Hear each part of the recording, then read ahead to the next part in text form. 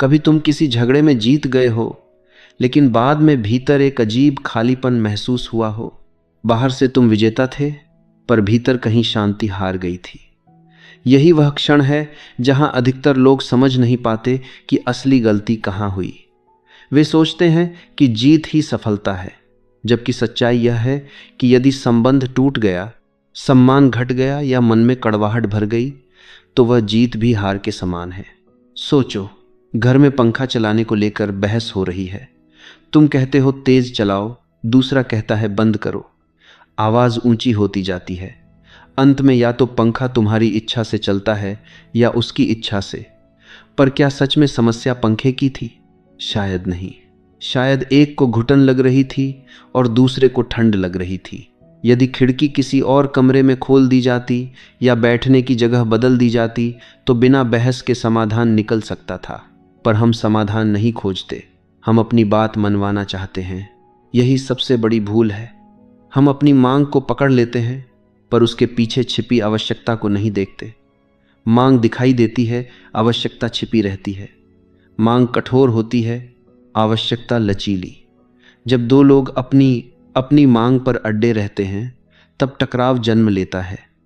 लेकिन जब वे एक दूसरे की वास्तविक आवश्यकता समझने लगते हैं, तब समाधान स्वतः निकलने लगता है।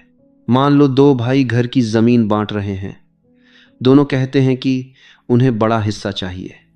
बहस बढ़ती है, रिश्तेदार इकट्ठा होते हैं, वातावरण भारी हो जाता है। अंत में बराबर बांट दिया जाता है, पर दोनों के मन में असंतोष रह जाता है। किसी ने यह नहीं पूछा कि बड़ा हिस्सा क्यों चाहिए। हो सकता है एक को पैसों की तत्काल जरूरत हो और दूसरे को घर बनाने की इच्छा। यदि आवश्यकता समझ ली जाती, तो ऐसा समाधान निकल सकता था जिसमें दोनों पूर्ण संतुष्ट होते। पर जब ध्यान केवल हिस्से पर होता है, तो संतोष कभी नहीं मिलता। जीवन के अधिकांश विवाद इसी कारण होते हैं। लोग कहते हैं मुझे यह चाहिए, पर यह नहीं बताते कि मुझे इसकी जरूरत क्यों है। जब तक कारण सामने नहीं आता, तब तक समाधान अधूरा रहता है। इसलिए समझदारी का पहला कदम है पूछना, तुम यह क्यों चाहते हो? यह प्रश्न साधारण लगता है, पर इसके भीतर समाधान छिपा होता है। पर यह करना आसान नहीं है। जब बहस चल रही होती है, तब हमारा मन शांत नहीं रहता। भीतर अहंकार जाग जाता है। हमें लगता है कि यदि हम पीछे हटे तो लोग हमें कमज़ोर समझेंगे। हमें डर रहता है कि कहीं हमारी प्रतिष्ठा कम न हो जाए। इसी भय के कारण हम अपनी मांग पर और अधिक अड़ जाते हैं। पर सच्ची शक्ति अड़ने में नहीं, समझने में होती है। हर व्यक्ति अपनी दृष्टि से सही होता है। कोई भी स्वयं को गलत मानकर बहस नहीं करता।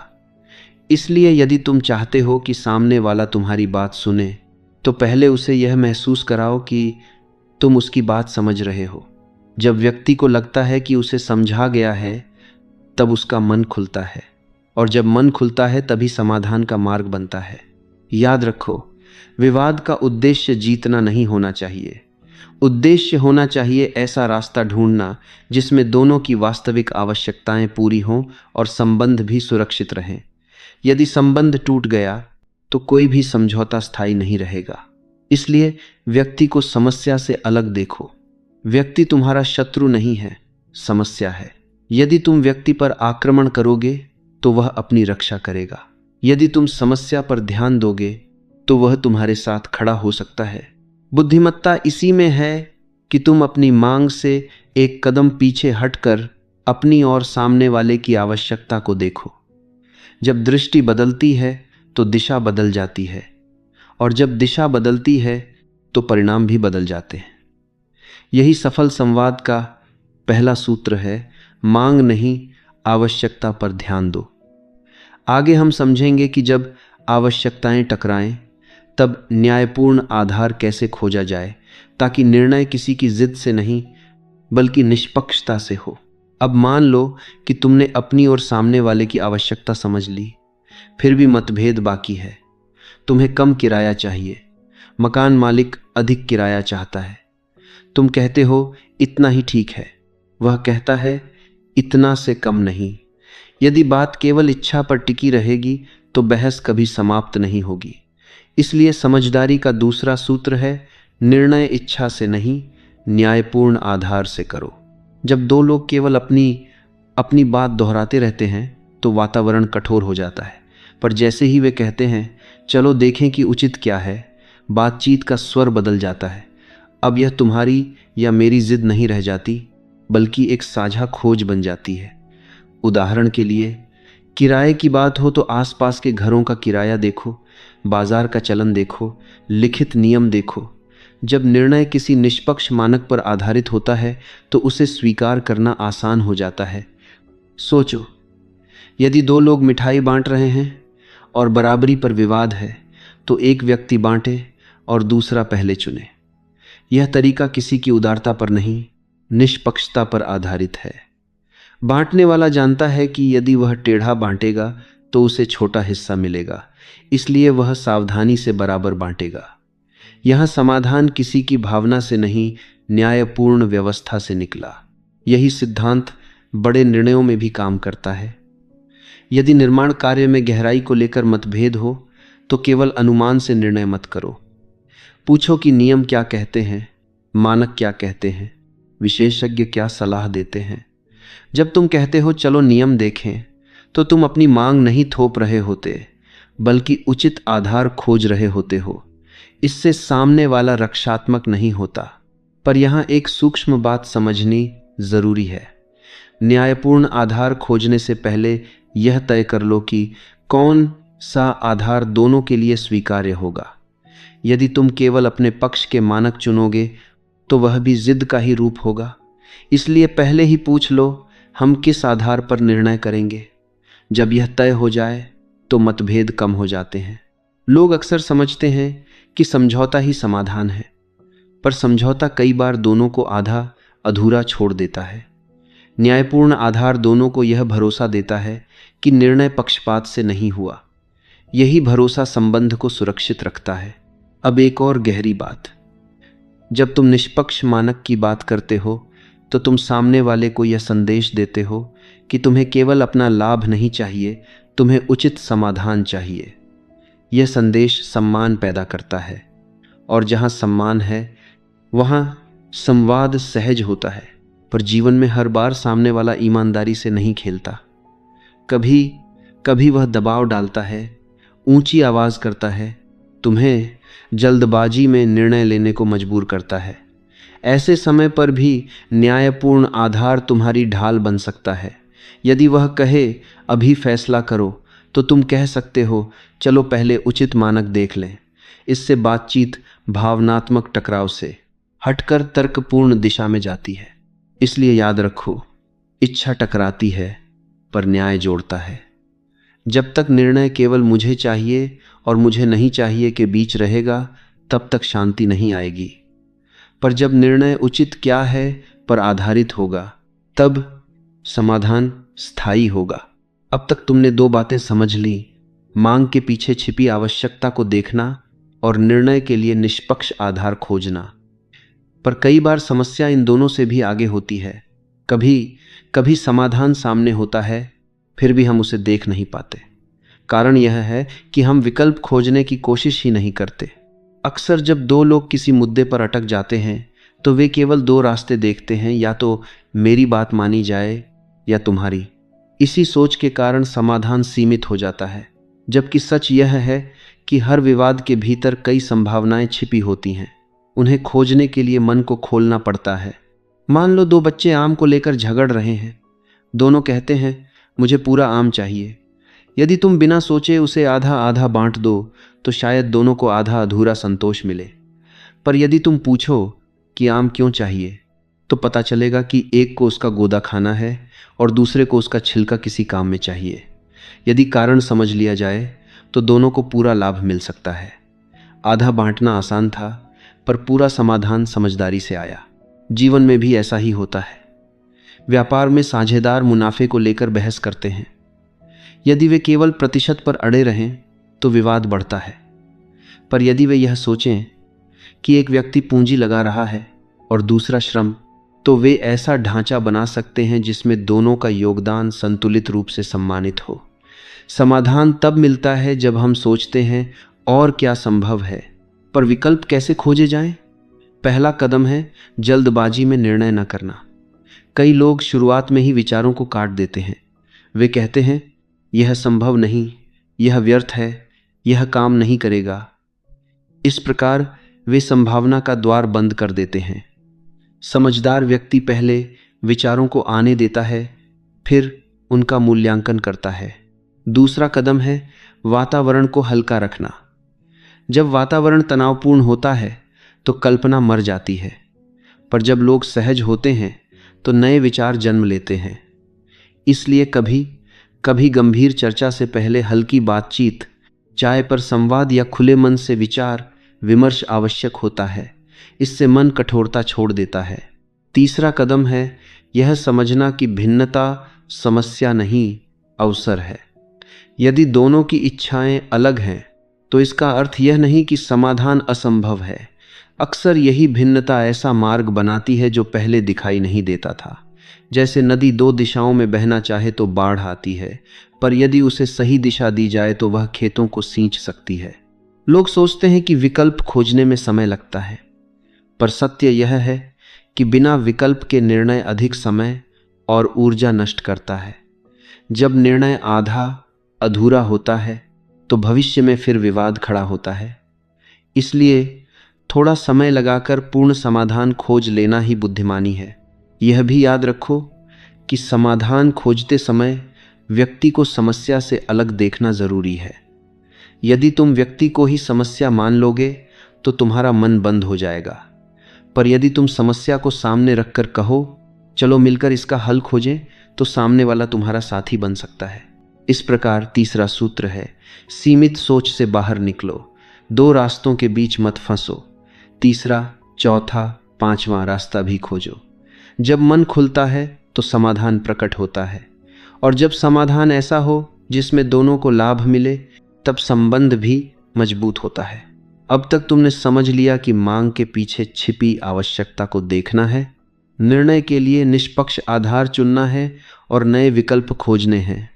पर इन सब के बीच एक ऐसी बात है जिसे यदि न समझा जाए तो सारी समझदारी व्यर्थ हो जाती है। वह है व्यक्ति और समस्या को अलग रखना।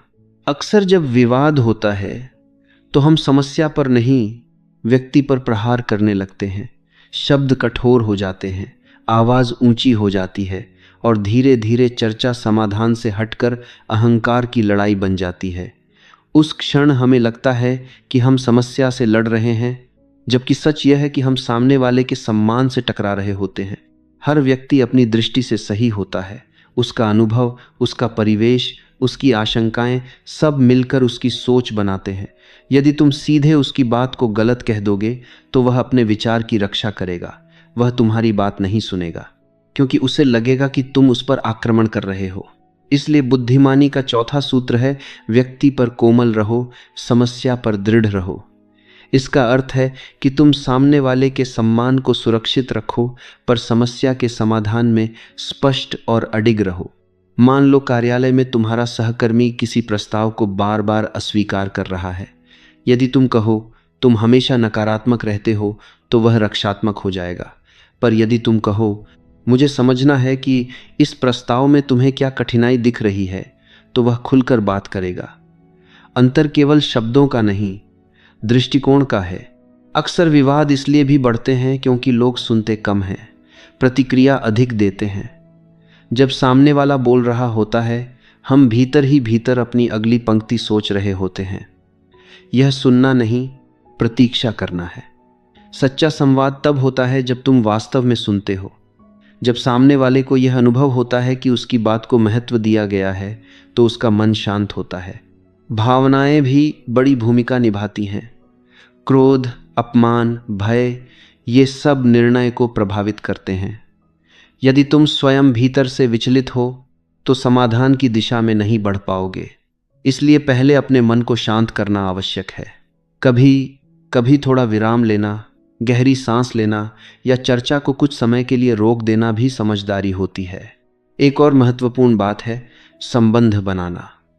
यदि तुम किसी व्यक्ति से केवल तब मिलते हो जब विवाद हो तो बातचीत कठिन होगी, पर यदि तुम पहले से सामान्य संबंध बनाए रखते हो छोटी छोटी अनौपचारिक बातें, सम्मानजनक व्यवहार, तो भविष्य की चर्चा सरल हो जाती है।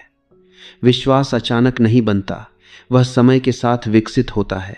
और यदि सामने वाला अनुचित तरीके अपनाए, यदि वह दबाव डाले, तुम्हें व्यक्तिगत रूप से आघात पहुंचाए या तुम्हें भटकाने की कोशिश करे, तब भी व्यक्ति और समस्या को अलग रखने का सिद्धांत काम आता है। तुम कह सकते हो, हम समाधान पर बात करें, व्यक्तिगत टिप्पणी से बात आगे नहीं बढ़ेगी। इस प्रकार तुम बिना आक्रमण किए दिशा बदल देते हो। याद रखो, किसी भी संवाद में सबसे बड़ा जोखिम संबंध का टूटना है। यदि संबंध टूट गया तो भविष्य में कोई भी समझौता स्थायी नहीं रहेगा। इसीलिए समाधान खोजते समय संबंध को सुरक्षित रखना ही सच्ची जीत है। अब अंतिम चरण में हम यह समझेंगे कि यदि सामने वाला अधिक शक्तिशाली हो या तुम्हारे पास विकल्प न हो, तब भी तुम्हें भीतर से मजबूत कैसे रहना है। अब अंतिम और सबसे महत्वपूर्ण बात, मान लो तुमने आवश्यकता समझ ली, निष्पक्ष आधार खोज लिया, नए विकल्प भी सोच लिए, व्यक्ति और समस्या को अलग रखने की कोशिश भी की, फिर भी सामने वाला तुमसे अधिक शक्तिशाली है। उसके पास अधिक धन है, अधिक प्रभाव है, अधिक विकल्प हैं, तब क्या करोगे? यहीं पर असली परीक्षा शुरू होती है। जीवन में कई बार तुम ऐसी स्थिति में खड़े होते हो जहां तुम्हें लगता है कि तुम्हारे पास जाने की कोई दूसरी जगह नहीं है। नौकरी का साक्षात्कार हो, व्यापार की साझेदारी हो या पारिवारिक निर्णय, यदि तुम्हारे पास विकल्प नहीं है तो तुम्हारा आत्मविश्वास कम हो जाता है। तुम भीतर से डरते हो कि यदि यह अवसर चला गया तो क्या होगा। याद रखो, जिसके पास विकल्प होता है वही शांत रहता है। जिसे किसी एक परिणाम से चिपकना नहीं पड़ता, वही संतुलित निर्णय ले सकता है। इसलिए समझदारी का अंतिम सूत्र है, स्वयं को इतना सक्षम बनाओ कि यदि समझौता न भी हो तो तुम टूटो नहीं।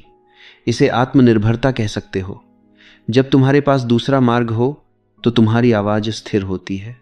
जब तुम्हें पता हो कि तुम बिना इस समझौते के भी आगे बढ़ सकते हो, तब तुम भय से मुक्त होते हो।